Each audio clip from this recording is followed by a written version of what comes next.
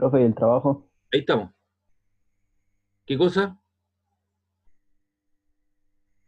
Disculpe, El trabajo que iba a dar. ya los trabajos están en el aula, ¿vos? ¿Trabajaste con eso en la semana de Sí, vacaciones? sí, pero ¿cuándo se envía? Ah, ya, eso, la fecha tengo que estipularlo, todavía no lo he hecho. Seguramente de aquí a mañana pasado voy a estipular la fecha, Ah, ya, dale, ¿ya? Pero trabajaron en algo en las vacaciones, ¿cierto? lo tengo hecho. ¿Qué tal? ¿Muy difícil? Estuvo piola. ¿Cierto? Pero te permite darte cuenta de muchas cosas que uno habla en forma teórica y que en la parte manual o a través de una imagen te queda mucho más grabado, ¿no? Sí, sí, sí. Queda mucho más internalizado. Perfecto, entonces, si los tiene hechos ahí, espere nomás la información. Entonces, esto es una forma de poderlo calcular. Ahora, cuando existe cierta simetría,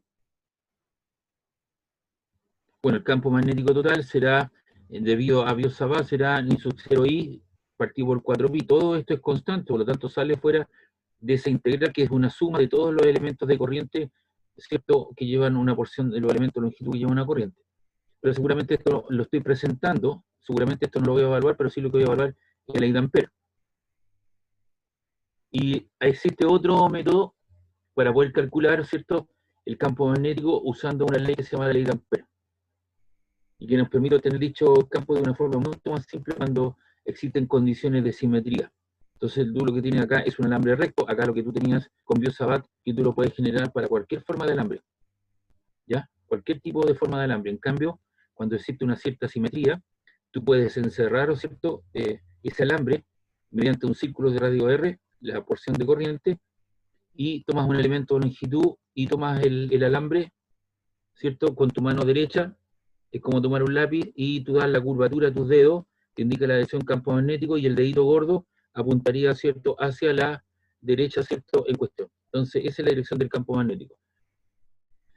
Y dice acá que la integral cerrada es el producto punto B punto DL igual a ni sub 0 por la corriente que yo estoy encerrando. ¿Ya? Y el B punto DL, que es una notación vectorial, el producto punto es la magnitud del primer vector por el segundo vector por el coseno del ángulo que forman los dos vectores. Esto sí que lo mencionamos en algún momento. Entonces sacamos fuera lo que es constante y finalmente nos queda, ¿cierto? Ahí está. Aquí lo que tengo es uno evalúa para toda la curva completa y finalmente te queda que el campo magnético es la constante que tiene un valor 4pi por 10 a la menos 7 y sub c, ¿cierto?, la corriente que entrega, y 2pi r, ¿cierto?, es el círculo de radio R que está ahí. Entonces, tú tomas, aquí en este caso, hay un alambre que lleva una corriente que está saliendo hacia nosotros, por eso vemos un puntito. La corriente viene hacia nuestro ojo, entonces yo con mi mano derecha tomo esa porción de círculo y hago la curvatura, y el dedito gordo me apunta hacia afuera, y la curvatura, ¿cierto?, te da la dirección del campo magnético, que es la que está ahí, el B. Y el de L, ¿cierto?, el vector longitud que va en el mismo sentido de la corriente, por lo tanto esos dos vectores son paralelos. Y si dos vectores son paralelos, el ángulo que forman es 0 grados y coseno 0 grados vale 1. Entonces esta es la expresión que vamos a utilizar nosotros para la ley de Ampere. Y ahí está, ¿cierto?, cómo uno determina el sentido del campo magnético. Lo que tú tienes acá es un alambre que lleva una cierta corriente hacia arriba. Entonces tú tomas ese alambre con la mano derecha y la curvatura de los dedos te da el sentido, el dedo gordo obviamente te indica el sentido de la corriente que va hacia arriba. Y la curvatura de los dedos te da la dirección del campo magnético. Y en este caso te genera un campo magnético, ¿cierto?, que es antiparalelo, o sea, antirreloj, va en la contra de las manecillas del reloj. ¿Ya? Si ahora la corriente cambia de sentido, va hacia abajo, yo tomo el alambre, ¿cierto?, siguiendo la corriente que va hacia abajo, y ahora el campo magnético va a apuntar en dirección de las manecillas del reloj, en cambio, en el otro sentido. Entonces, para eso uso la regla de la mano derecha. Ya recuerden que para la fuerza lateral había una relación entre la fuerza, el campo magnético y la velocidad. Y aquí está la parte experimental, lo que tú tienes es un alambre que lleva una cierta corriente y aquí alrededor habían limaduras de hierro que estaban en forma desordenada. Entonces cuando tú haces pasar una corriente por él, esto genera una circulación de un campo magnético, ¿cierto?, alrededor del alambre y forman círculos concéntricos. ¿Se da cuenta? y tiene una cierta circulación, en este caso en ese sentido.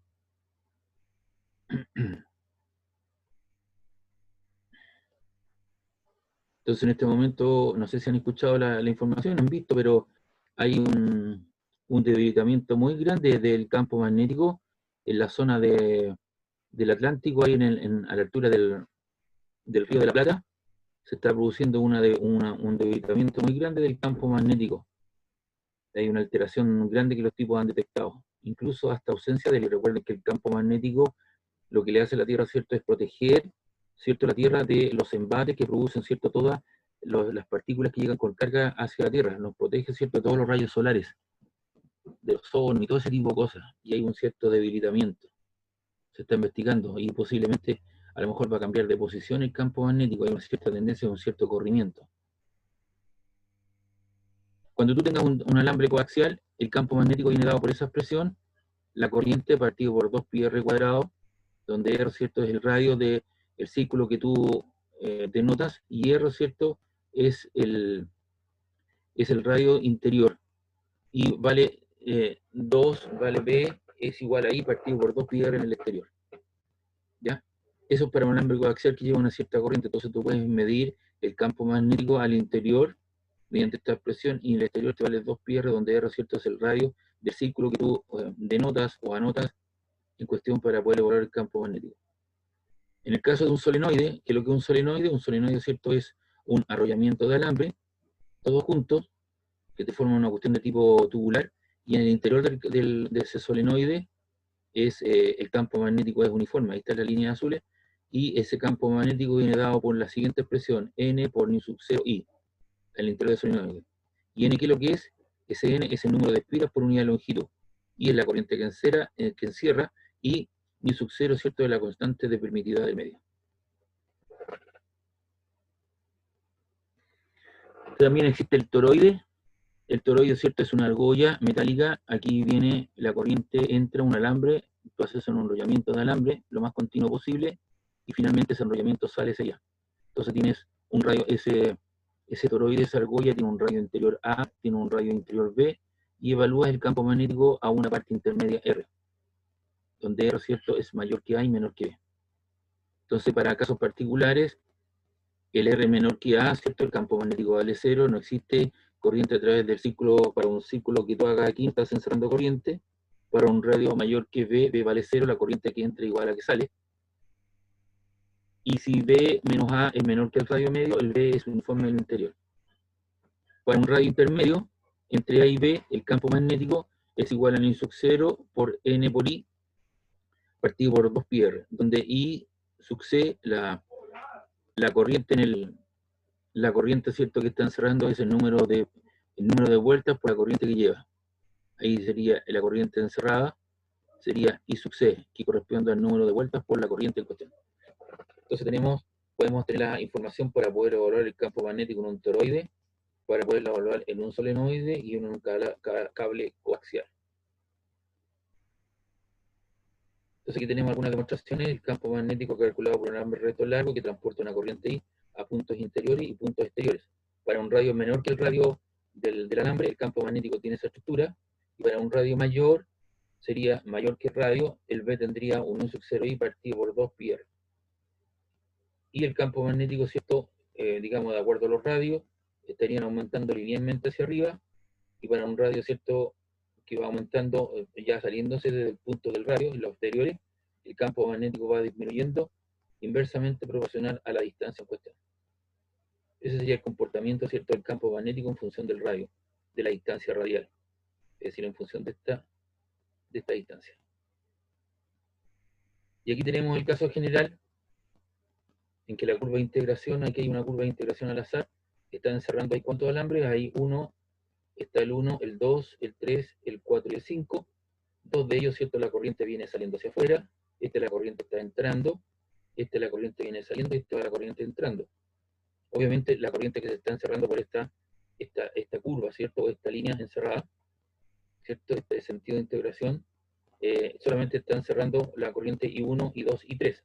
Entonces, en este caso sería la suma de las dos, la corriente neta total, ¿cierto?, o la corriente encerrada sería I1 más I2 menos I3, porque esto se mete hacia la figura. Entonces eso viene dado por la regla de la mano derecha, ¿cierto? Para ver, ¿cierto? La forma en que contribuye el sentido de la corriente. Otro fenómeno interesante. Acá lo que tenemos son dos alambres que llevan corriente en el mismo sentido. Entonces las expresiones para cada uno de ellos, ¿cierto? Es ni sub 0 i partido por i1 por t por 2 pi r en dirección menos i, y el otro lo hace en dirección ni sub 0 i 2 partido por 2 pi r en dirección i. Entonces esos son los campos magnéticos que uno evalúa y veamos cuál es la fuerza que ejerce una corriente sobre la otra.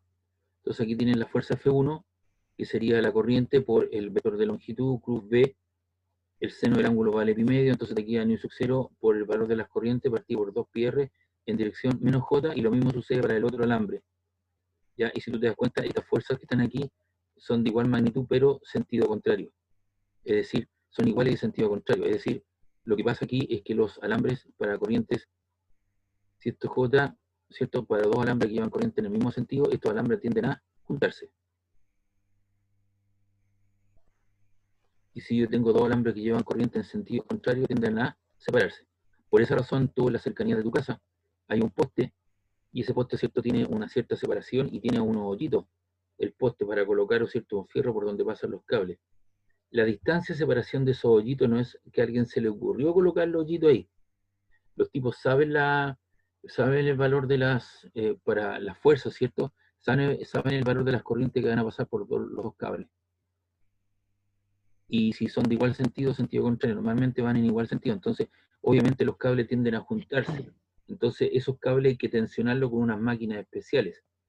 Y en lugares donde hay mucho viento, una zona, ¿cierto?, común, les colocan unos separadores, unos palos, ¿cierto?, que están separando esos cables, o simplemente les colocan, para las torres de alta tensión, les colocan unas esferas grandes. Bueno, eso es para indicar a los pilotos que en esas zonas están pasando cables de alta tensión, con valores de corriente altos, ¿cierto? Y esos cables se tensionan, pero la densidad lineal de masa de esos cables hace que vuelvan a juntar, ¿cierto? Vuelvan a formar una guatita. Pero lo que te tiene que quedar claro, que hay una distancia de separación de los cables que ya está preestablecida, que sería esa distancia de separación entre los dos cables para dos alambres que llevan corriente en el mismo sentido, que tienden a juntarse. Si los alambres llevan corriente en sentidos contrarios, tienden a separarse. Profe, ¿Sí? ¿cómo se llama este PPT en el aula? Este se llama el campo Campo, magnético 2. Creo que este campo magnético. no lo he subido todavía. Ah, ya. Ya, el otro ¿Lo va a día, subir? sí, por supuesto, pero te tengo que Ya, explicar primero la materia. Una vez que te explique la materia y pase el coladero, lo subo. ¿Ya? ya, perfecto, gracias. Ok. Entonces dice acá, conclusión, dos corrientes paralelas por las que circulan se atraerán si las las corrientes circulan en el mismo sentido, mientras que si las corrientes circulan en sentido opuesto, se repelen. Entonces, si tú tienes dos alambres que llevan corrientes en el mismo sentido, se genera una fuerza de atracción entre ellos y tienden a juntarse. Por eso se le colocan unos separadores. Se le colocan a veces un tubo de PVC. Los tipos, cuando hacen estas instalaciones, les colocan unos tubos de PVC y por ahí hacen pasar los cables, o un palito con unos tornillos, y dejan pasar, ¿cierto? Y los dejan más o menos fijos los cables, para evitar que estos se junten y puedan producir un cortocircuito. Entonces, en zonas de mucho viento, los cables, ¿cierto?, tienden a juntarse. Entonces los tipos le colocan estos separadores para evitar que se produzca el cortocircuito. Y aquí está la definición de un ampere. Un ampere es la intensidad de corriente que, circulando en el mismo sentido por dos conductores paralelos muy largos, separados por un radio de 1 metro, produce una fuerza atractiva mutua de 2 por 10 a la menos 7 newton por cada metro del conductor. Entonces, lo que vamos a hacer ahora, vamos a evaluar lo que es ejercicios de la ley de Ampere. No sé si alguien tiene alguna pregunta del PPT. No sé si voy a hacer ejercicios con la ley de Biot-Savart. Simplemente le estoy presentando una forma matemática física, ¿cierto?, que te permite evaluar el campo magnético mediante esa expresión. ¿Ya? Pero sí, también existe otra alternativa cuando hay simetría de corriente, es evaluarla mediante la ley de Ampere. Entonces usted tiene dos elementos para poder evaluar el campo magnético: mediante la ley de Ampere, y cuando presenta simetría, y una mediante, ¿cierto?, la ley de Biot-Savart, cuando el cable tiene cualquier forma y no presenta simetría. Entonces también tenemos el sentido, ¿cierto? Cómo yo puedo evaluar el campo magnético, la dirección, el sentido de él. Hay una corriente, tomo el alambre con mi mano derecha, la curvatura de los dedos me da el sentido del campo magnético, y el dedo gordo me indica la dirección de la corriente. Si yo cambio la polaridad, la corriente apunta hacia abajo, tomo el alambre, ¿cierto? Con mi dedo gordo apuntando hacia abajo donde va el sentido de la corriente, y ahora cambia el sentido de giro, ¿cierto? Del campo magnético. Y también evaluamos, ¿cierto?, qué es lo que es, cómo yo puedo evaluar el campo magnético con un alambre coaxial o un solenoide que tenga un número n de vueltas por unidad de longitud, y también, ¿no es cierto?, el concepto de un toroide. Y un toroide también tiene un número de vueltas, o tiene una definición para poder evaluar el campo magnético en él. Eso. ¿Preguntas, dudas? Bien, voy a cerrar esto, después más rato lo subo. De la profe. Ya.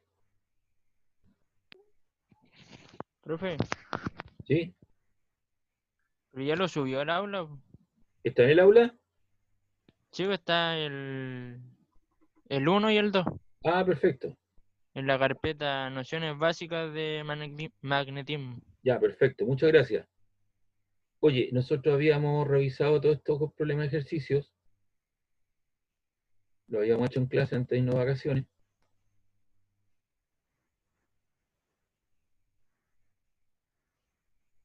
Todas estas cosas las habíamos hecho, yo las subí, esta guía de ejercicio también está. ¿Ya? Hasta aquí habíamos llegado, creo. Ahí está la explicación.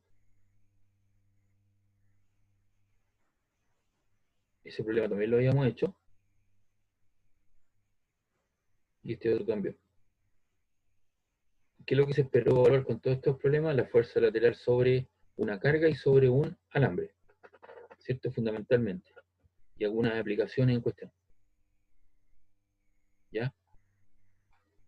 Eso que aparece ahí. Y ahora, no encuentro la otra, vamos a ver. Ah, ahí está.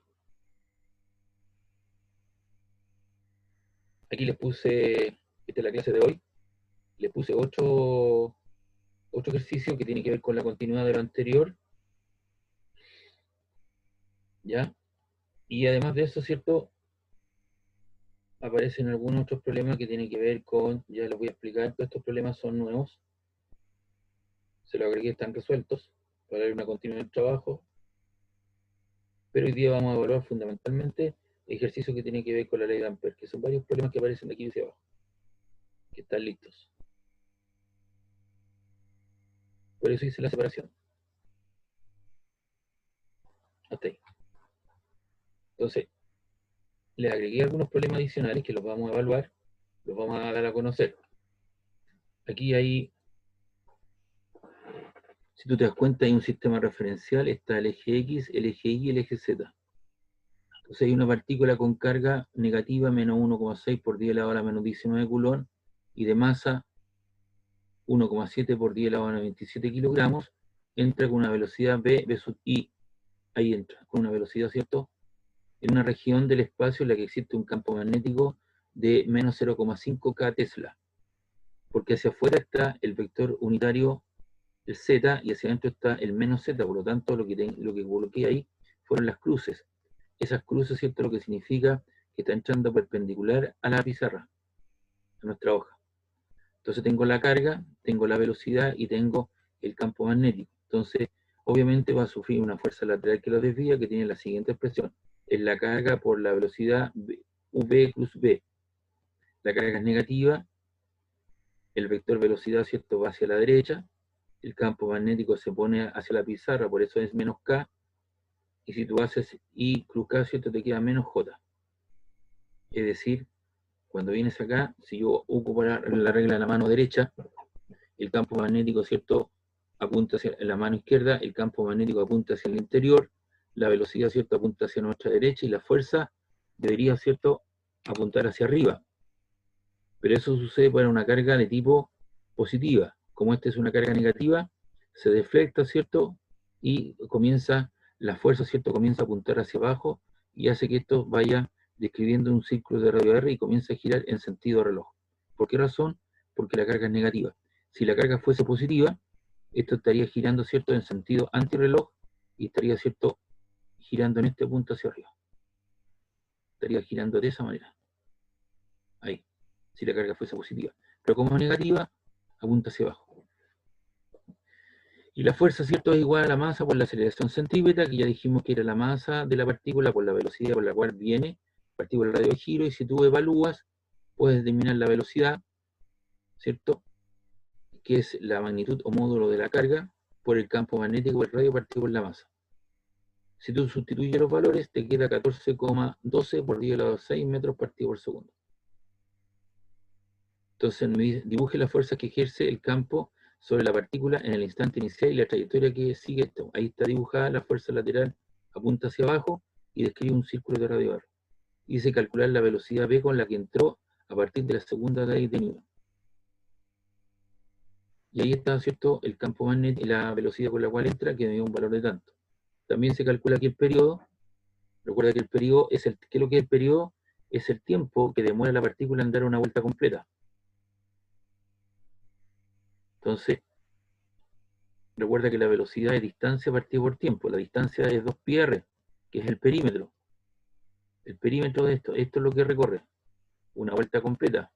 Y el tiempo que demora en dar una vuelta completa es el periodo. Y lo hace con una cierta velocidad v. Esto es 2pi, 2 por 3,14 por 0,3, ¿cierto? Donde el radio es 0,3, ahí lo están dando.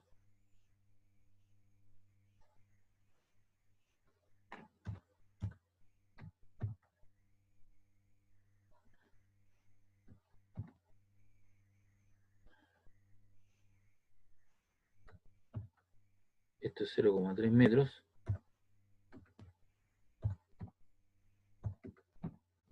Ahí.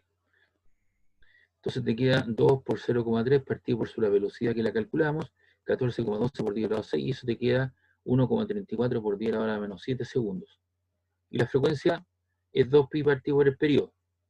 Esto es 2 por 3,14 por el periodo que acabamos de sacar, 1,34 por 10 elevado a la menos 7, lo cual te da 4,69 por 10 elevado a 7 radianes partido por segundo.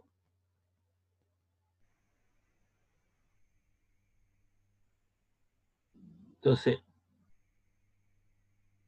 esa era la propuesta. Ahora, si la velocidad se duplica, un nuevo valor, entonces tengo un nuevo radio. Ese nuevo radio tiene que ver con la nueva velocidad, que es la masa por la nueva velocidad partido por QV, porque la carga no cambia, el campo magnético no cambia, M no cambia. Entonces esto te queda 2mv partido por QV es igual a 2R, es decir, el radio, si su velocidad aumenta al doble, el radio de giro aumenta al doble. Y el periodo, ¿qué es lo que es? El nuevo periodo sería 2πr por el nuevo radio, partido por la velocidad. Esto te queda 2pi, el nuevo radio era 2r, partido por 2 veces la velocidad, se te van los dos, te queda 2πr, ¿cierto? Partido por v, y 2pi partido por r es t. O sea, el periodo permanece constante, el tiempo que demoran de una vuelta completa.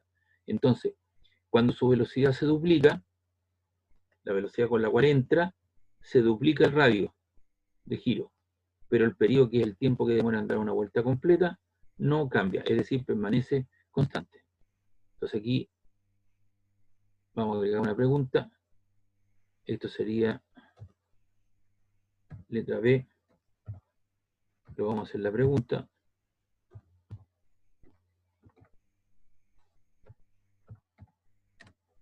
¿Qué sucede si la velocidad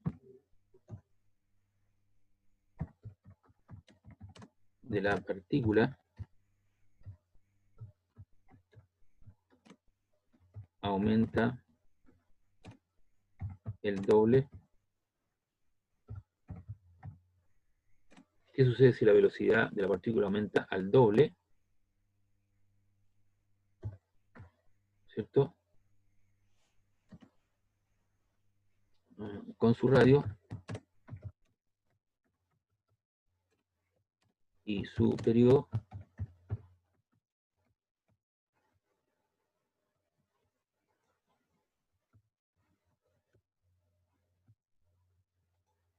Entonces ahí está la nueva pregunta, ¿cierto? Para dar cuenta de la letra B. ¿Qué sucede si la velocidad aumenta el doble con su nuevo radio?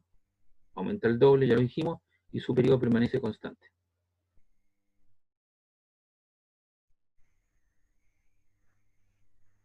Ahora, la energía cinética. Aquí dice la energía cinética es un medio de la masa por la velocidad al cuadrado, y eso vale 1,6 por 10 a la menos 19 a la menos 13 joules. Entonces, de acuerdo a la expresión, la fuerza lateral es la carga por V cruz B, y como entra en forma perpendicular durante todo su movimiento, no hay aceleración tangencial, por lo tanto la velocidad es constante en el módulo. Y después de dar una vuelta, su energía cinética permanece constante, o también el trabajo hecho, ¿cierto?, igual a la variación de la energía, y en ese caso, ¿cierto?, la energía cinética no cambia.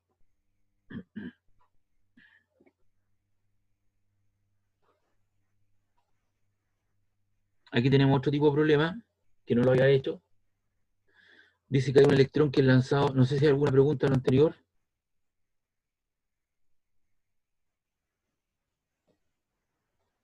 ¿Alguna consulta? ¿Cómo va el Inter? Ya. Hay un electrón que se lanza dentro de un campo 3-0. magnético. ¿Ah? 3-0. Va ganando el Inter. 1-0 va ganando, o 2-0. 3-0. ¿Ah? 3-0. ¿Quién hizo el tercero? No recuerdo cómo se llama, pero es un defensa. Ah, ya. Entonces aquí lo que hay un electrón que una carga negativa se lanza dentro de un campo magnético dado por esa presión 1,4 I más 2,1 J Tesla. Determina la expresión vectorial de la fuerza magnética sobre dicho electrón si se mueve con una velocidad de 3,7 por 10 elevado a 5 J metros por segundo. Entonces cuando te dan esa expresión, tú lo que haces, tienes la fuerza, es igual a la carga B cruz B, es igual, colocas esta rayita que está hacia abajo, es lo que se llama un determinante. Y ese determinante es igual, ¿no es cierto?, a una formación que está constituida por tres columnas. Primera columna, segunda columna, tercera columna. Y tres filas. Primera fila, segunda fila, tercera fila. Entonces tú colocas IJK y aquí tienes que colocar las componentes del campo magnético BX, las componentes de la velocidad, BX, BY y B sub Z, y aquí colocas las componentes del campo magnético BX, BY y B sub Z. Entonces, eso es lo general, particularizando el problema.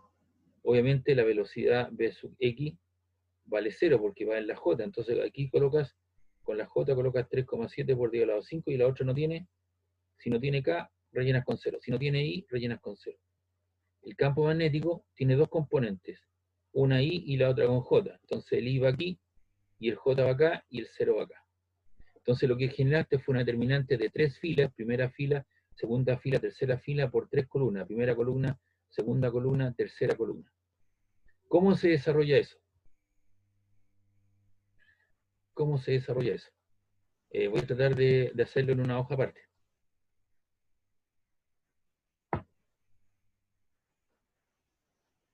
Entonces, esto a mí me da la posibilidad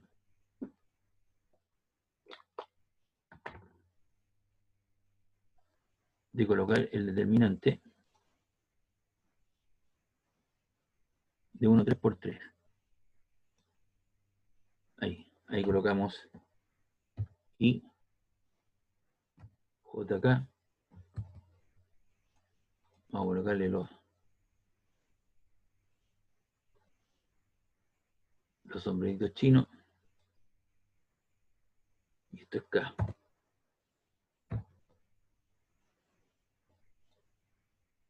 Y ahí, veamos los datos que tenemos. 0, 0, esto es 0, y esto vale 3,7, exponente menos 5, por 10 elevado a 5, o a 7, si no me equivoco. A 5. Y abajo tienes 1,4, 2,1 y 0. 1,4, 2,1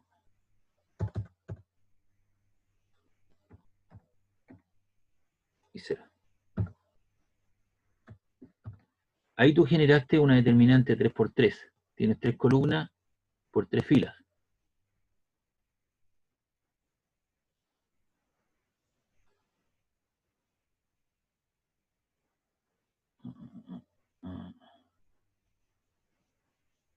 Ya no tengo la posibilidad. Déjame ver.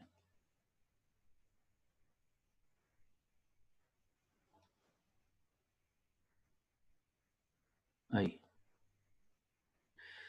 Está listo esto. A ver. ¿Cómo lo hago? Lo hago. Ya vamos a reemplazar los valores. Esto vale I.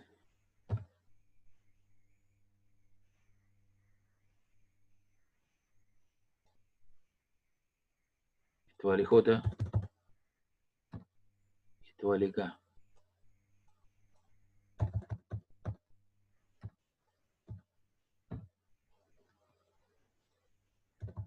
Esto vale 0. 0. 0. Y esto vale 2,1. Y esto vale 1,4.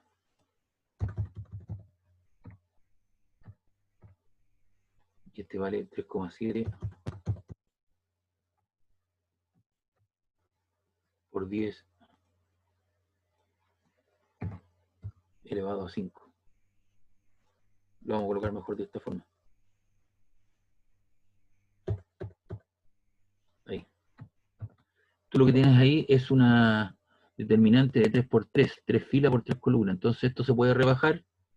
Colocas la mecánica al siguiente, colocas I, factor, y vamos a colocar una de 2 por 2. Ahí. Entonces, ¿qué valores van? Haces pasar una línea vertical hacia abajo y horizontal. Y quedaron números sin tocar, que son estos 4. 3,7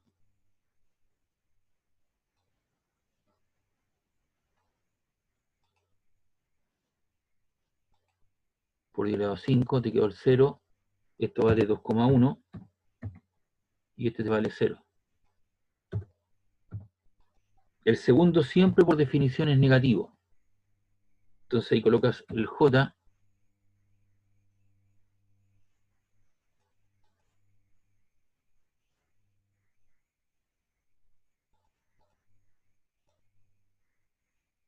Ahí está, el J, factor de eso que está ahí. Entonces ahora tú haces pasar una línea vertical y horizontal con intersección en J.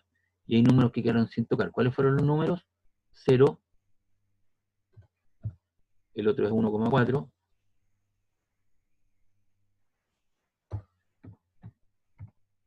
¿cierto?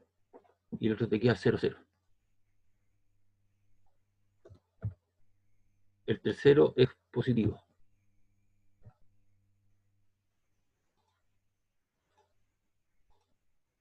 Y acá entonces tú haces pasar una línea vertical por el K y por este otro. ¿Te das cuenta? Entonces hay números que quedaron sin tocar.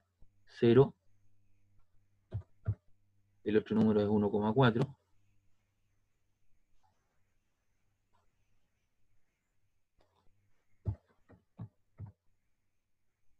3,7 por 10 elevado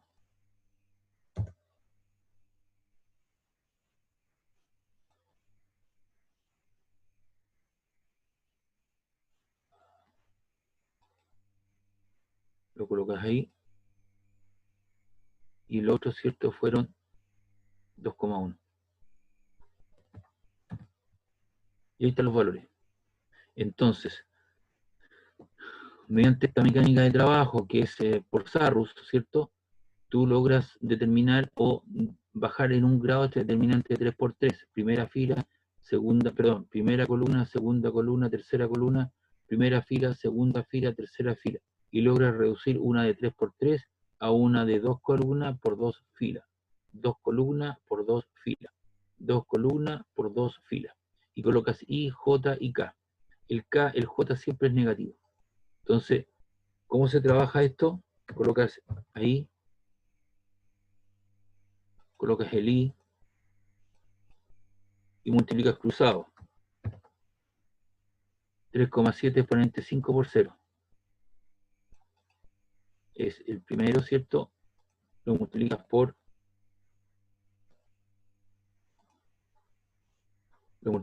0, S por S, menos, por definición, 2,1 por 0. Multiplicas S por S, la diagonal, esa que está ahí, menos esta diagonal que está acá. Igual cosa, el otro es menos J.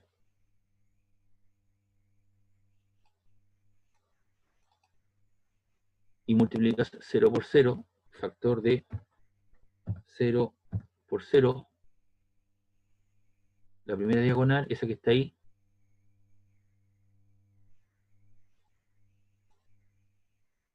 menos por definición, y ahora multiplicas esta diagonal, 1,4 por 0.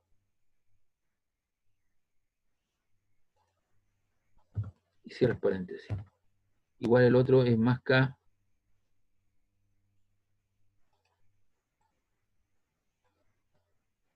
la agregas acá, y multiplicas eso por eso, esa diagonal, 0 por 2,1.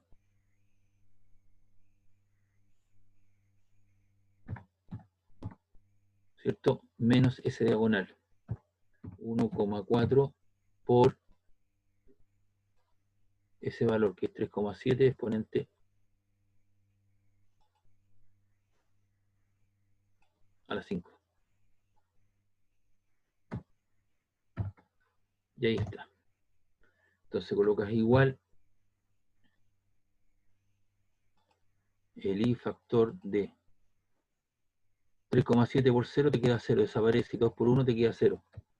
O sea, esto es 0. Y acá te queda S por S, te queda menos J.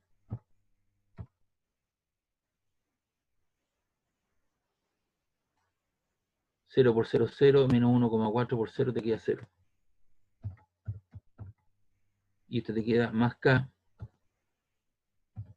unitario. Eso te queda 0, 0 por 2,1 te queda 0.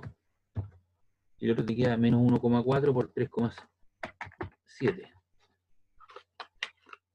Entonces eso te queda 1,4 por 3,7. Y eso te da 5,18. Y eso te queda negativo por 10 elevado a la 5.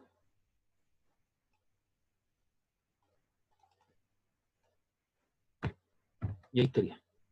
Entonces tengo 0 componentes en el eje X, 0 componente Y, pero sí tengo componente en K. Entonces vamos a revisar el problema.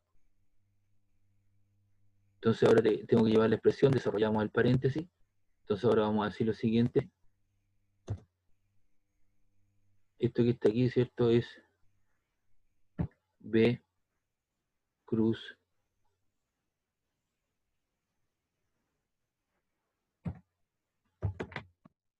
B mayúscula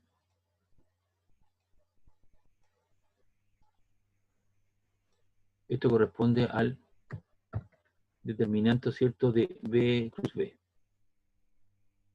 Entonces te queda que la fuerza lateral sobre la carga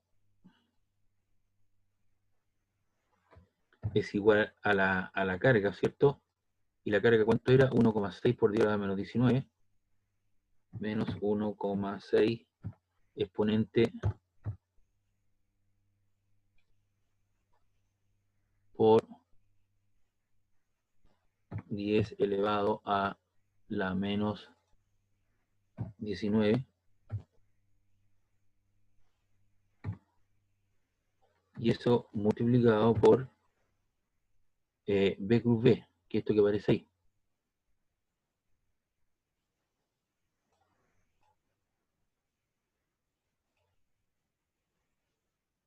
Ahí. ¿Ya? Y esto lo vamos a poner un doble paréntesis ahí. Eso que aparece ahí.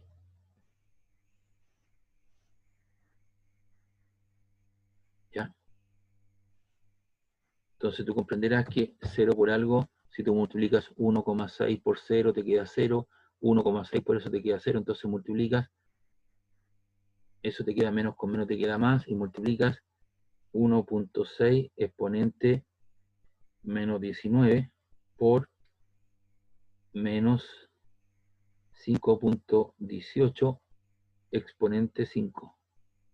Y eso te queda 8,28. 28 exponente por 10 elevado a la 14, a la menos 14.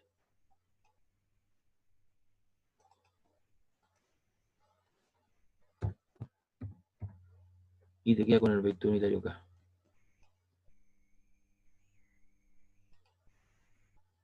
Y esto es Newton, porque es fuerza lateral. ¿Ah? Y te queda menos con menos da más. Y ese debería ser el resultado.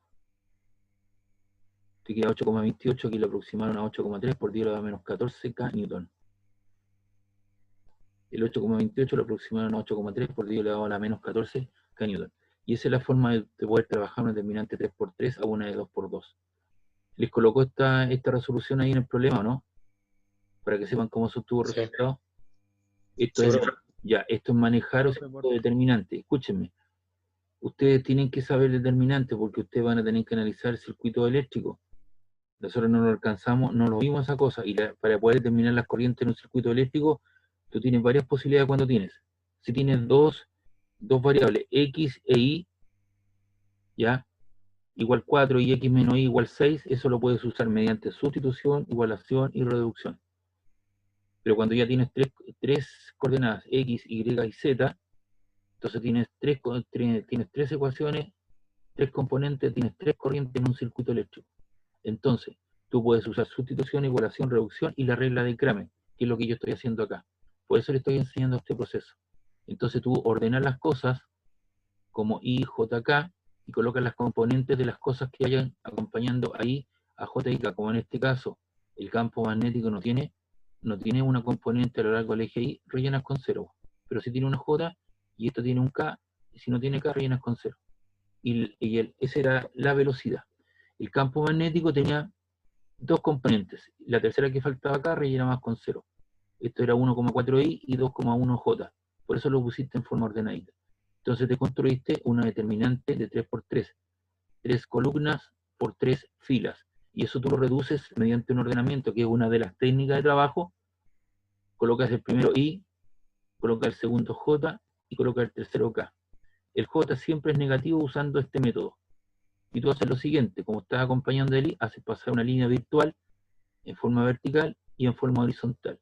Y aquellos puntos que no tocaste, los replicas y los colocas ahí. Después haces lo mismo con el j. Pasas una línea vertical hacia abajo y una línea horizontal. Y quedará un punto sin tocar, que fueron estas dos, y las colocas ahí en forma ordenada. Y después lo haces lo mismo con el k, en forma horizontal y en forma vertical. Y te quedaron esos 4 números que están ahí. Y eso lo replicas. Entonces logras bajar en un grado todo determinante, en uno de 3x3 a uno de 2x2. 2 columnas por 2 filas. 2 columnas por 2 filas. 2 columnas por 2 filas. ¿Y cómo se trabaja eso? Colocas el i, multiplicas cruzado S por S, la primera diagonal, menos, por definición, esa por esa. Menos J, esa diagonal, menos esta otra diagonal, que es la que está multiplicada ahí. Después colocas el K, esa diagonal, menos por definición, esa otra diagonal. Y si tú te das cuenta, no tengo componentes, no tienes componente I ni en J, solamente tienen K. Y luego evalúas la fuerza, ¿cierto? B cruz B. Y eso que está ahí encerrado en ese paréntesis doble corresponde a digamos, el V cruz B, que es lo que aparece ahí, te da ese resultado. ¿Ya? Entonces, yo les voy a copiar eso en el ejercicio para que sepan cómo se obtuvo toda esta cosa. Pero tienen que aprender a usar esto porque lo van a tener que utilizar en las leyes de Kirchhoff para poder determinar las corrientes en un circuito. Vamos a ver si esto lo puedo. Ah, perfecto. Entonces esto lo voy a anotar aquí. Lo vamos a pegar acá.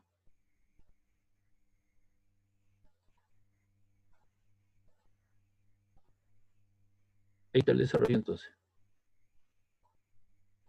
¿Ya? Todo ese proceso que está ahí, que sacaron limpiamente ese valor, ahí está paso a paso resuelto. Para que lo tengan, ¿ya? Listo.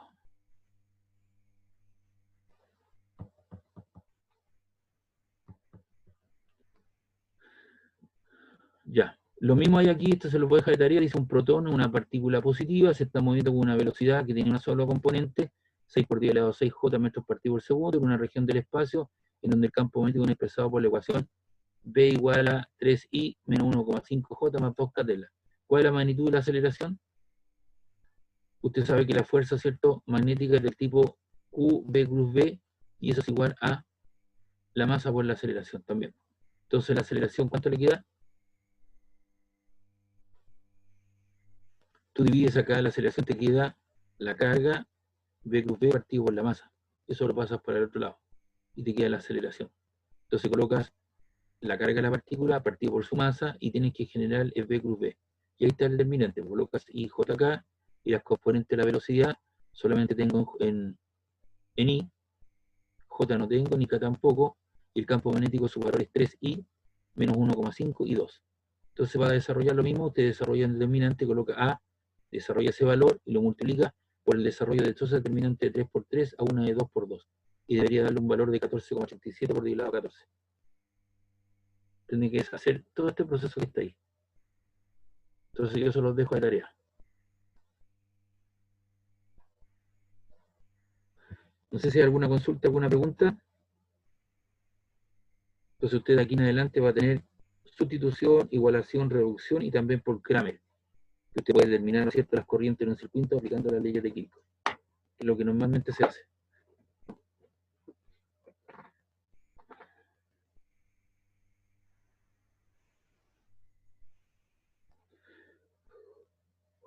Bien, vamos con este último problema. Hay un electrón que es acelerado desde el reposo a través de una diferencia potencial delta V de 500 volts. Aquí hay una diferencia potencial. Entonces, se acelera con este voltaje y la velocidad va hacia allá, el campo magnético va en ese sentido, así que se deflecta. Aquí no hay campo magnético, aquí hay un campo magnético que se mete hacia el campo, hacia la pizarra, entonces el electrón viene aquí.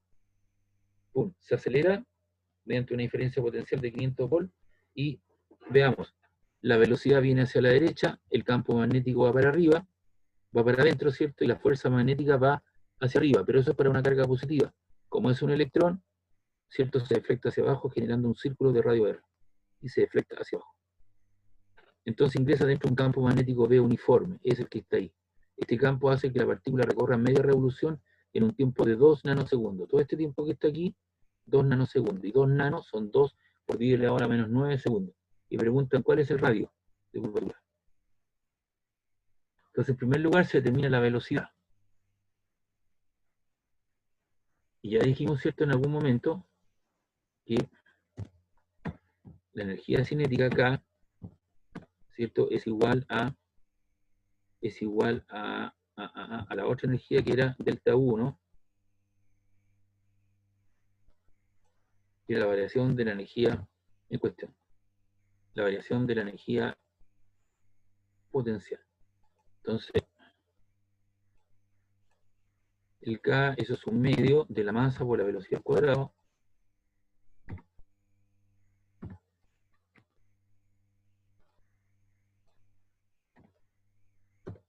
¿Qué masa? La masa del electrón por su velocidad al cuadrado.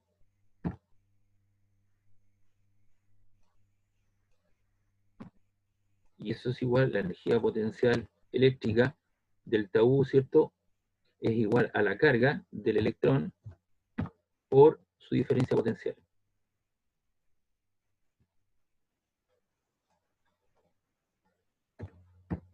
Ahí. Y de aquí se saca la velocidad con la cual entró. Entonces te queda B cuadrado.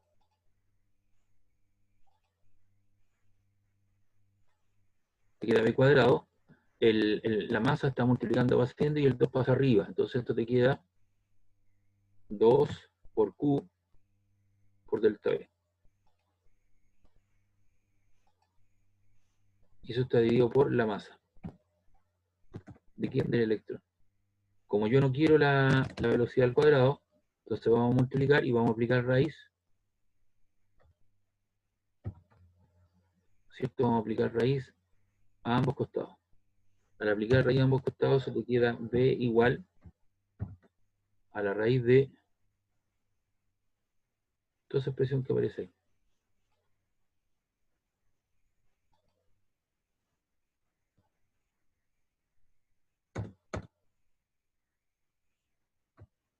Y eso es igual a qué cosa, a lo que aparece acá.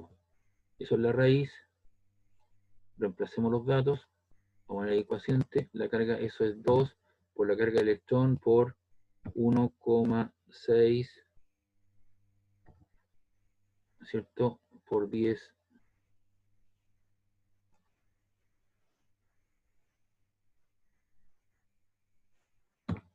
elevado a la menos 19 por los 500 volts, la diferencia potencial. Los 500 son 5 por 10 elevado a 2, ¿no? Por 5 por 10 elevado a 2. Dividido por la masa, y la masa son 9,1 por 10, si no me equivoco, por 10 elevado a la menos 31 kilogramos.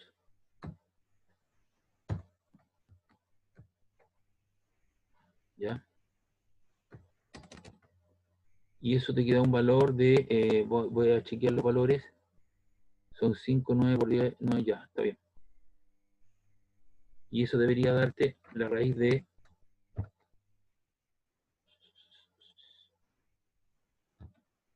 esos son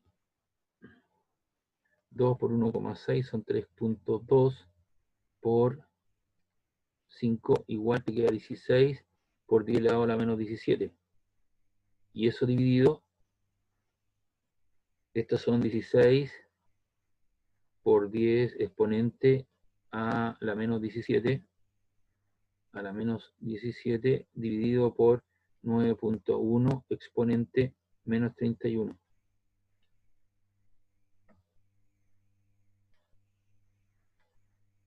Y eso te da 1,75 por 10 elevado a 14.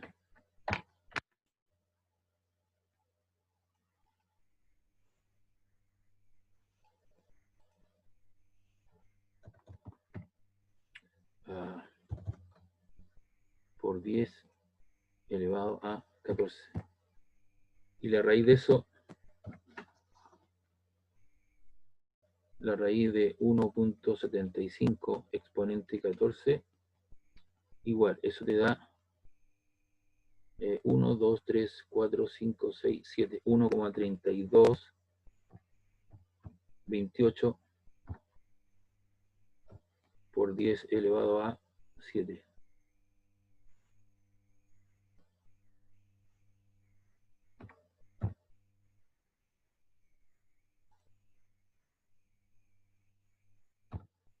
Y eso ya comprobamos en un ejercicio anterior que eso te da en metros partidos por segundo, ¿no? ¿Se recuerdan de eso? Esos metros partidos por segundo. Veamos el valor que nos da acá. Aquí te da 1,33 por 10 elevado a 7. Aquí me dio a mí 1,3228 que le aproximaron a 3. 1,33 por 10 elevado a las 7 metros partidos por segundo. Entonces ahí tenemos la velocidad con la cual entra en este campo magnético, ¿no?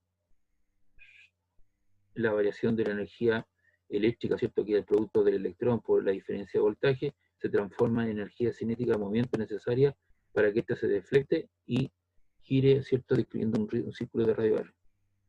Al ingresar al campo magnético tenemos una fuerza lateral, ¿cierto? Que te queda la carga de electrón, la velocidad, ¿cierto?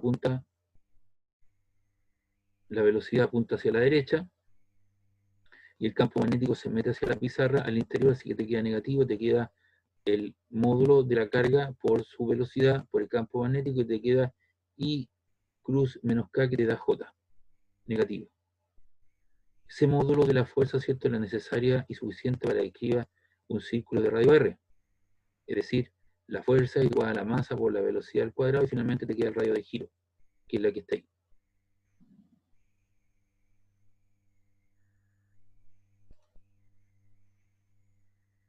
¿Ya? Y con eso podemos calcular el radio de giro. De otro lado, la velocidad angular con la cual gira es del tipo la velocidad tangencial partido por el radio de giro, es decir, B partido por esa expresión y te queda la carga del electrón por el campo magnético partido por su masa.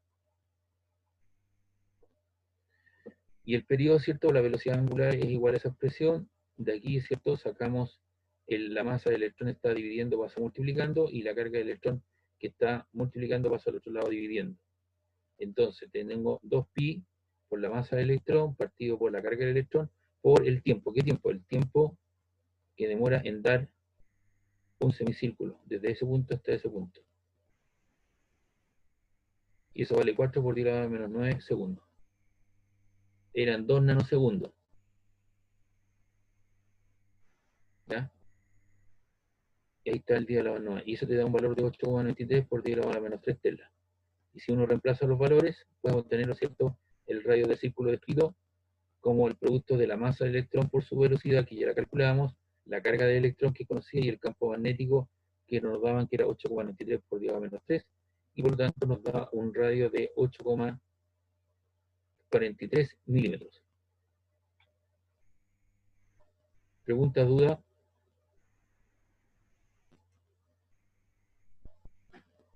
Les voy a colocar, les voy a agregar eso ahí también, el cálculo que acabo de hacer. Este que aparece ahí.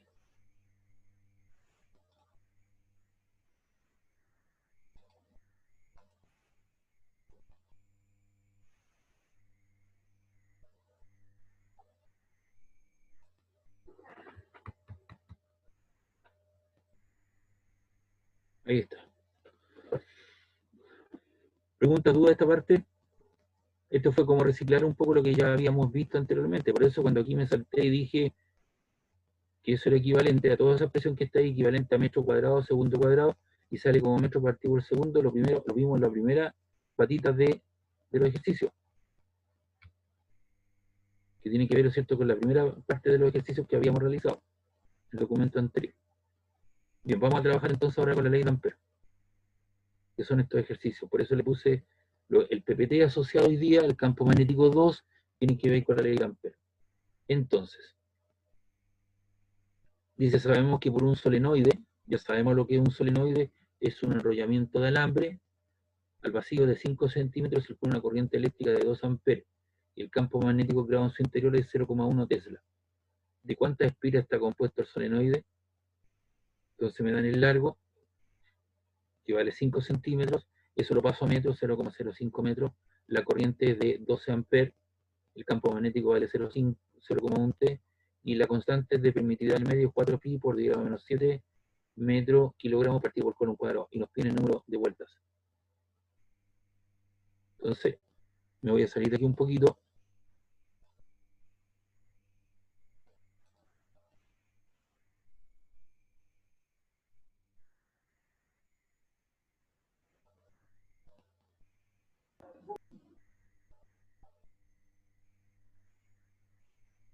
Entonces me están preguntando por el campo magnético de un solenoide.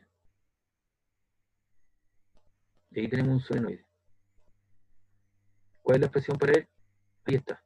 El campo magnético es N por la constante de permitividad del medio por la corriente que encierra, donde N que representa el número de espiras partido por unidad de longitud.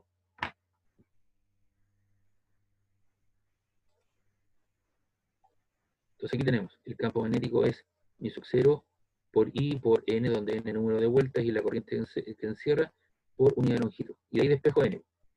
El L está dividiendo al N, pasa al otro lado multiplicando, te queda N sub 0 ahí. Y el N te queda el campo magnético, que vale 0,1 Tesla, por el largo 0,05 metros, partido por 4pi por 10 elevado a la menos 7 por 12. ¿Y qué es lo que es 12? La corriente que encierra. Y eso te da un valor 0,1 por 0,05. Eso te queda 5 por 10 elevado a la menos 3. Y eso está dividido por 12 por 4, son 48 por 3,14. Exponente a la menos 7. Y eso te da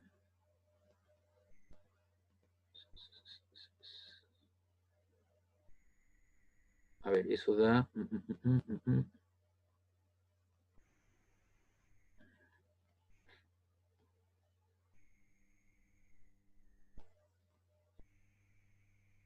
A ver, Niso 0, ¿cuánto vale? 4pi por 10 a la menos 7. A ver, lo vamos a hacer de nuevo. Esto te queda 0,1 dividido por 0,05. Eso te queda 5 exponente menos 3. Y eso está dividido por, abre paréntesis, por 4 por 3.14 por 3.14 exponente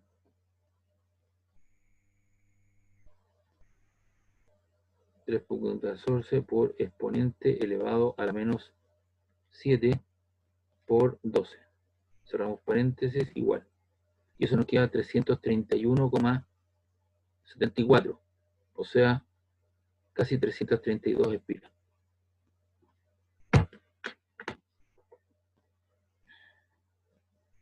¿Preguntas, dudas sobre este problema? Ahora, si uno hace un análisis dimensional de eso, el n igual 0,1, eso es Tesla.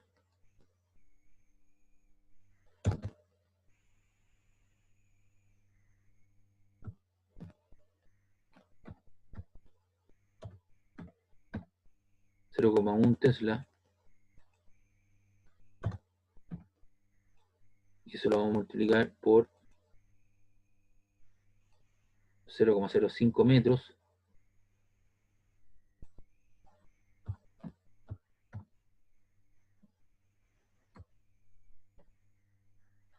y eso está dividido por 4pi,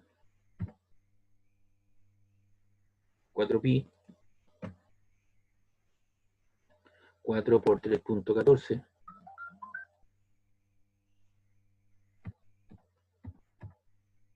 por 10 elevado a la menos 7,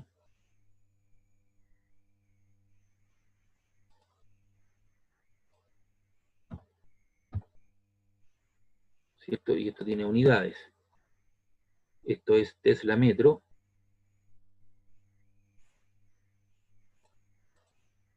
Esto es Tesla metro partido por ampere. Y esto está siendo multiplicado por el valor 12.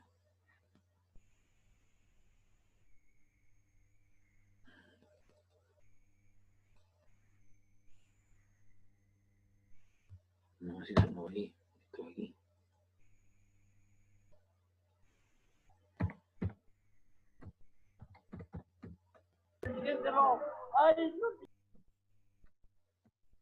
Ahí.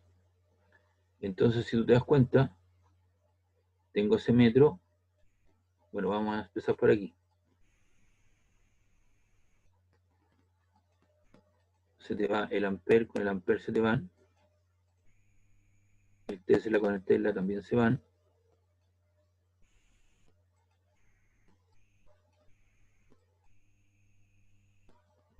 Y el metro se va con ese metro.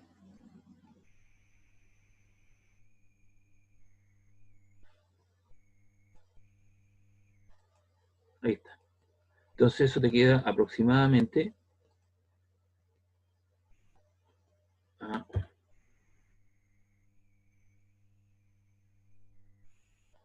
a 332. ¿Qué cosa? Espiras. Las espiras no son una unidad de medida, son un nombre. Podrían haber colocado un número de vueltas, pero te queda una cuestión adimensional. ¿Ya? Entonces esto lo voy a agregar ahí también para que lo tengan.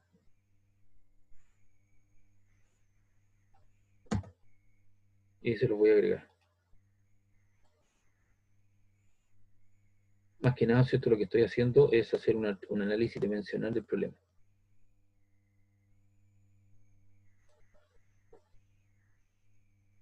¿Preguntas, dudas?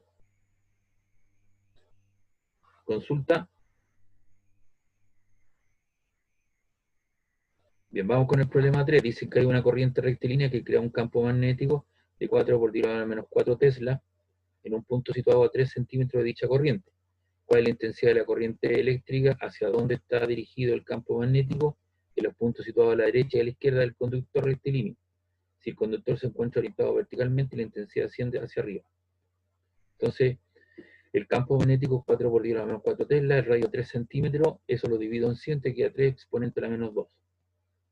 Entonces, cuando tú tienes un alambre recto, ¿cierto? Y lo encierras, que lleva una corriente I, y lo encierras, ¿cierto? Mediante una... y lo encierras con una línea de circulación de campo magnético, tú puedes evaluarlo, ¿cierto? Mediante la ley de Ampère. Y la ley de Ampère dice que es el campo magnético de sin sub 0, donde yo hago el experimento que tiene que ver con las condiciones medio, por la corriente encerrada partida por 2πr. Entonces, si yo saco de ahí la corriente, porque me están pidiendo la corriente, el 2πr está dividiendo, pasa al otro lado multiplicando a B, y el I sub 0 pasa dividiendo. Entonces la corriente te queda IB por 2πr partido por I sub 0. El campo magnético es 4 por 10 a la menos 2, por 2 por 3.14, por el radio que era 3 por 10 a la menos 2 metros. I sub 0 vale 4pi por 10 a la menos 7. Se te van los 4, te va el valor de pi, y se te queda 3 por 2, son 6, ¿cierto? 6 por 10 elevado a la ¿cuánto? 6 por 10 a la menos 6. Y abajo te queda por 10 a la menos 7. Entonces te queda 6 por 10 elevado a 1, que vale 60. Es decir, la corriente es de 60 amperes. Es decir, tenemos el valor de la corriente. Ahora, si analizamos cómo serían los vectores campos magnéticos, si entran en la pantalla, entonces aquí tenemos, la corriente va en forma vertical hacia arriba, obviamente con la regla de la mano derecha tú tomas el alambre, la circulación, ¿cierto?, viene en este sentido, en sentido antirreloj, y obviamente aquí lo que tú tienes puntito, significa que aquí las líneas de campo magnético salen directamente a tus ojos, si haces un corte transversal, y en esta zona tienes cruces, significa que se va metiendo perpendicular a la pizarra, o a la hoja de papel. ¿Pregunta, duda, consulta?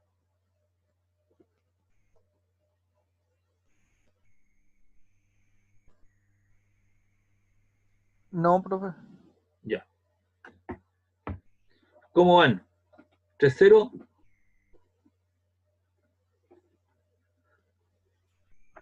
6-0. 6-0.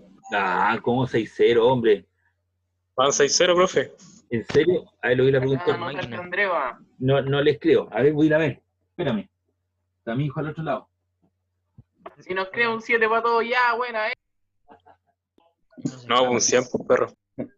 No se escape. Un 7 una mierda, po, weón. Oh, está grabando.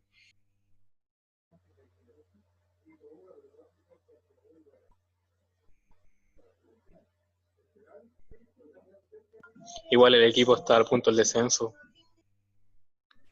Aprobar la asignatura en todo el semestre, en todo el año. Hágase. Sí, tenían razón. Aquí viene el 1000. Ya. ¿Nos ganamos 100? Sí, claro. Ya, vamos viendo. Hay dos Con 1000 corrientes para todos. rectilíneas paralelas, uno con una corriente uno de 30 amperes y otro con una corriente de 60 amperes. Se encuentran en el vacío, pero están separadas 6 centímetros de distancia.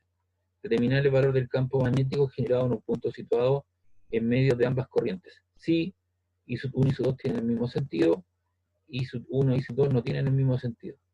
Entonces, cuando hagan alguna instalación eléctrica, siempre dejen los cables un poco separados. Por más que tengan, digamos, una protección, un plástico, una serie de cosas, porque si llevan corriente en el mismo sentido, tienden a juntarse. Y ese aislante en algún momento puede estar dañado, se lo puede comer algún ratón, alguna cosa, y puede producir un cortocircuito. Por eso que en los postes en las calles, los alambres están separados a una cierta distancia que ya está predeterminada, porque los tipos saben que si hay dos alambres que llevan corriente en el mismo sentido, tienden a juntarse. Y ellos saben los valores de las corrientes que van a llevar los alambres. Entonces tú puedes determinar la distancia de separación para que esa fuerza sea la mínima. Entonces aquí tengo los dos alambres con corriente I1 y sub 2 de 30 a 60 amperes. La distancia de separación vale 6 centímetros, dividido en 2 te queda 3 centímetros. ¿Ya? Porque es la distancia media, 0,03 metros. Entonces, aplicamos el campo magnético generado, ¿cierto?, en un punto medio, entre ambas corrientes debemos aplicar el principio de superposición. Veo lo que le pasa, ¿cierto?, ver la intensidad del campo magnético, producto del primer alambre. Y eso sería nu sub 0 y 1 partido por 2pi de 1. 4pi por diámetro 7 por 30, que es la corriente, por 2pi por el diámetro, ¿cierto?, o la distancia al punto medio, 0,03. Se te va a pi, 4 por 3 son 120, exponente menos 7, dividido por 0,06, lo cual te da un valor de, si no me equivoco, eso sería 3 por 4 son 20, son 120, exponente menos 7. Y eso está dividido por 0,06. Y eso te da 2 por 10 a la menos 4 tesla. Lo mismo para el otro, nu sub 0 equivale a la constante 4pi por 10 a la menos 7 por la corriente que lleva, que son 60, partido por 2pi de sub 2. 4 por 60 son 240, exponente menos 7 dividido por 0,06, el doble. 4 por 10 a la menos 4. Entonces veamos si las corrientes tienen el mismo sentido, el campo B1 y B2 tendrán sentido opuesto. Puede comprobarlo, ¿cierto?, utilizando la regla de la mano derecha. Ahí está, el primer alambre y el segundo alambre. Entonces se está evaluando el campo magnético aquí en el punto medio. Si tú tomas el alambre con tu mano derecha, el campo magnético que se genera es en este sentido, porque el dedito gordo debe apuntar en el sentido de la corriente. ¡Pum! Apunta para allá. Y si tú tomas el otro alambre, ¿cierto?, ahora el campo magnético, ¿cierto?, se genera en este otro sentido. Entonces ahora el campo magnético en ese punto sale. Entonces aquí tienes una diferencia. ¿Ya? Esto implica que al tratarse de vectores de módulo del campo magnético, dicho punto es la resta del mayor módulo menos el sentido que será el menor de los dos. Entonces tú puedes hacer B2 menos B1 o B1 menos B2. Pero aquí lo que se hace, ¿cierto?, es hacer la diferencia entre el mayor menos el menor. Entonces aquí, para que quede más explicitado, yo debería hacer la flecha un poquito más grande. ¿Por qué razón? Porque una es el doble de la otra. No te fijes en el 10 elevado a la menos 4. Este vale 2 y este vale 4. Entonces, si este vale 2, este vale 4, ¿no es cierto? Entonces hago la diferencia, 4 menos 2. Y ahí te queda 4 por 10 a la menos 4, menos 2 por 10 a la menos 4 tesla, te queda 2 por 10 a la menos 4 tesla. Si alguien hace el sentido contrario, le va a quedar menos 2 por 10 a la menos 4. Pero entonces lo vamos a poner de acuerdo, así como lo pusimos de acuerdo, lo que apunta hacia la derecha menos lo que apunta hacia la izquierda. Aquí también, el módulo mayor menos el módulo menor. Y si las corrientes llevan corrientes en sentido contrario, una va para arriba y la otra cambia, fíjate bien que las dos llevan aquí corriente en el mismo sentido, entonces tú tomas este cable con la regla de la mano derecha, te genera un campo magnético, una corriente hacia arriba, y un campo magnético, ¿cierto?, apuntando hacia el interior, y el otro, ¿cierto?, también, tú tomas ahora el campo magnético en el otro sentido, y también va a apuntar hacia el interior. Entonces los dos vectores apuntan hacia ¿dónde? Hacia el interior de la hoja, se suman. Y aquí sí que lo hicieron bien, porque hay uno que es más grande que la otra. Entonces emplean el principio de superposición, entonces la gente se puede dar cuenta que es lo más grande más lo más pequeño. Entonces aquí las dos se suman y serían 4 por 10 a la menos 4, más 2 por 10 a la menos 4, te queda 6 por 10 a la menos 4 tesla.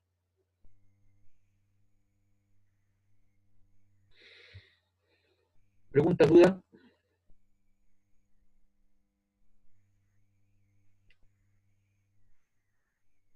Bien, vamos con otro problema.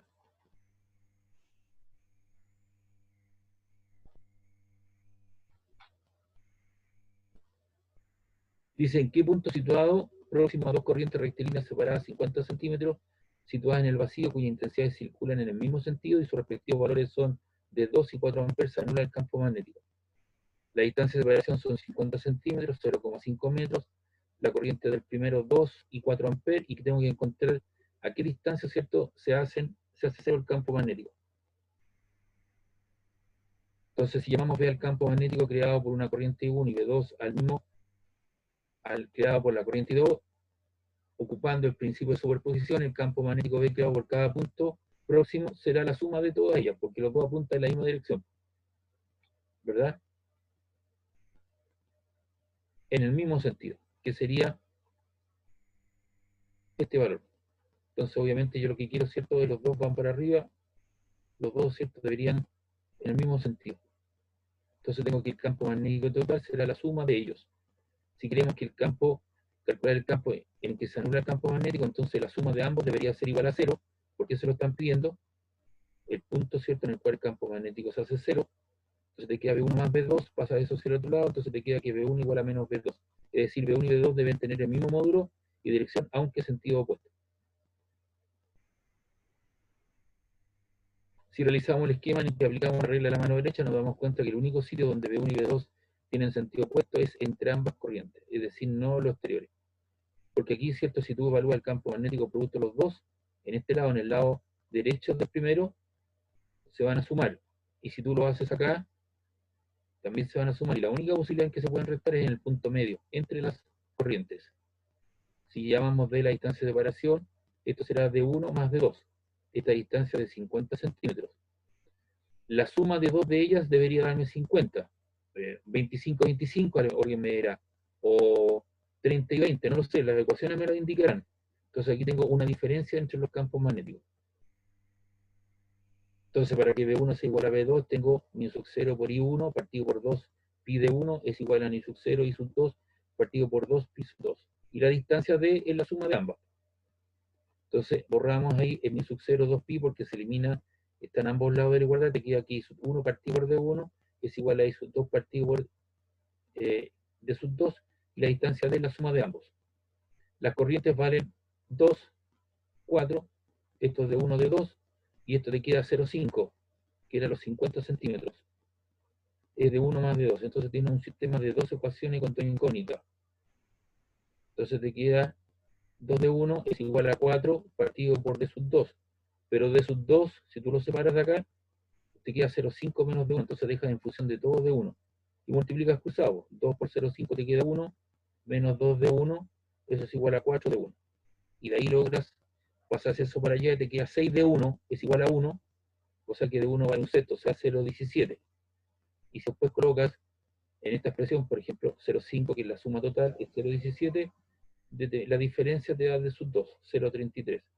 Entonces, ese punto medio, dadas las características, esto debería ser a 0,33 centímetros del primero y a 0,17 del segundo, de manera que la suma de los dos te da los 50 centímetros. Pregunta, duda, consulta.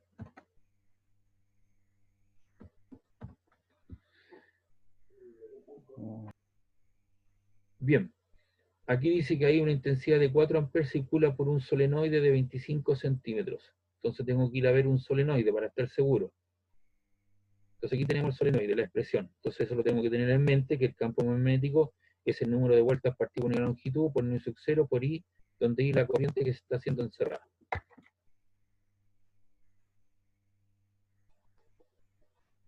Conformado por 3.200 espiras de 5 centímetros de radio. Determinar el campo magnético en el interior del solenoide si este está completamente vacío. El campo magnético al interior del solenoide, si en este interior de este hay un material de permeabilidad relativa μ sub R igual a 1150. Ya explico eso lo que es. Y esa es la longitud del alambre que se ha utilizado para fabricarlo.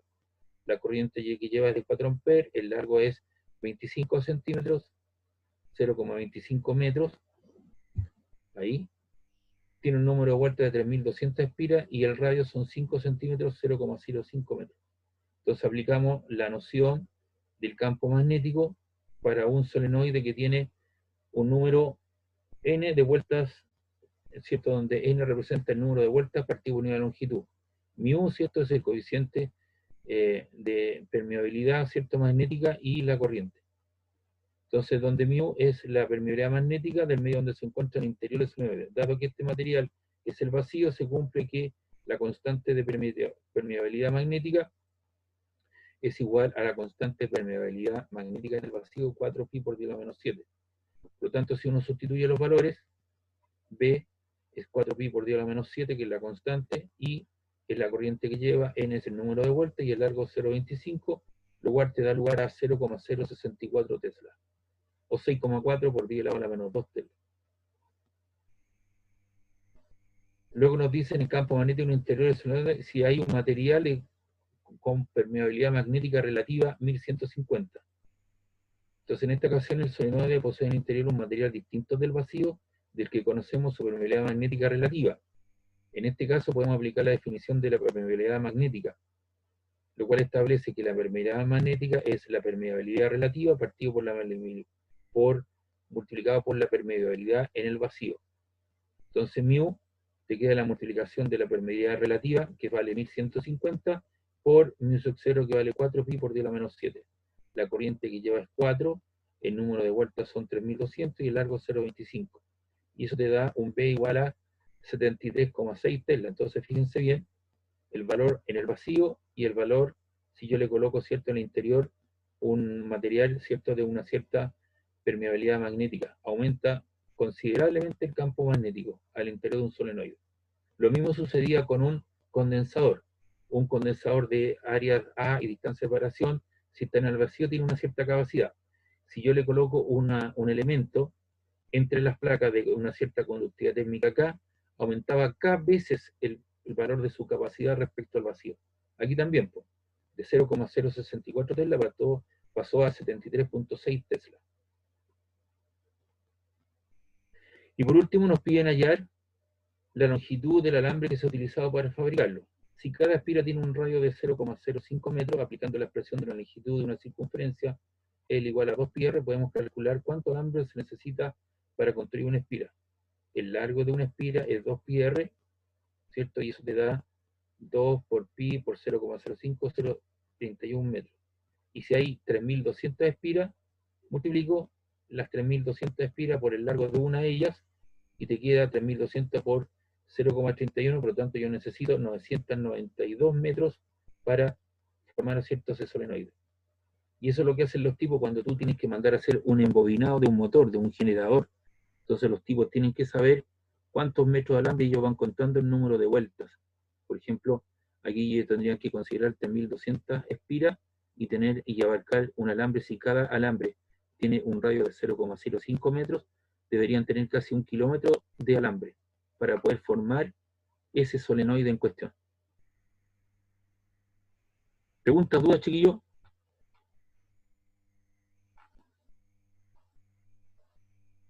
Consulta. Bien, hoy día vamos a llegar hasta acá.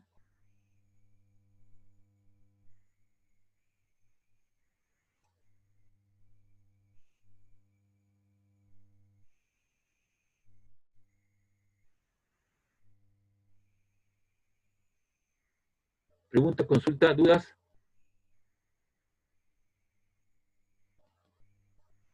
Aló, Profe, la guía, ¿la va a mandar al tiro más rato?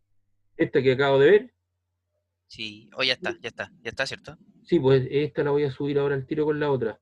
Ah, ya, ok. Tengo que esperar a que se me genere el video por el Zoom. Ah, ya, ok. Y se demora un ratito, de ahí subo todo. Ya, chiquillos. Profe, Ah, antes de que se muera, ¿cuántos años tiene ¿quién? usted? ¿Por qué, oye? Cosas de la Por vida. curiosidad. Tengo harto. Para una tarea. Le estamos preguntando a todos los profes. Sí, eso mismo, es una encuesta general a los profes. Yo voy a cumplir los 61. Nah, no se les nota. Sí, pues, 61, profe. sí, pues. Nací el 58. Un Lolo. Sí, me lo ha dicho harta gente. Lo que pasa es que el hecho de que tú saques una referencia, el hecho de que esté con gente joven haciendo clases, uno se va retroalimentando de la gente joven, pues. Se va manteniendo activo. En cambio, hay gente de mi edad que tiene otro tipo de trabajo y siempre es lo mismo. Para mí no, siempre tengo constantes desafíos. Por ejemplo, ahora voy a hacer clases de alumnos de Santiago, de la Santa María de Mira. Santiago. Entonces siempre tengo desafíos nuevos. Siempre tengo materias nuevas, siempre tengo que estar en la palestra, siempre tengo que estar buscando cosas, es una constante renovación, entonces tengo que mantenerme vigente. El hecho de que, por ejemplo, esté haciendo estas clases mediante Zoom, me ha significado un doble, un triple trabajo, pero no importa, pero es trabajo hecho que me va a servir para otro semestre, porque ya tengo casi todo listo. Está bien, sí. Entonces, Sí, nice.